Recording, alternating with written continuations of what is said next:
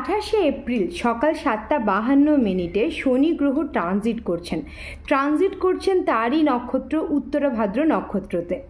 এই সময় আপনি নিজেকে অনেক বেশি রিলিফ ফিল করবেন, কিন্তু তার সাথে সাথে আপনার জীবনে এমন কিছু ঘটনা ঘটবে যাতে আপনি খুব অকার্ড ফিল করবেন এবং আপনার মনে হবে আপনি তার সাথে ডিল করতে চান না। তখন সেই জিনিসগুলোকে পেছনে ফেলে আপনার সামনের দিকে এগিয়ে যাওয়াটাই সবথেকে বেশি বুদ্ধিমানের কাজ হবে।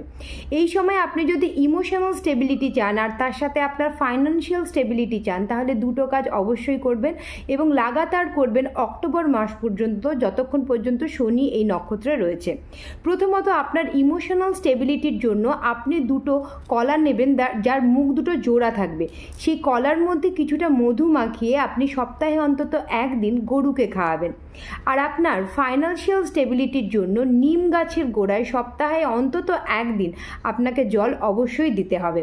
এইভাবে দেখবেন শনি গ্রহ আপনার উপর সদয় রয়েছে এবং আপনার ইমোশনাল এবং আপনার ফাইন্যান্সিয়াল স্টেবিলিটি বজায় থাকছে।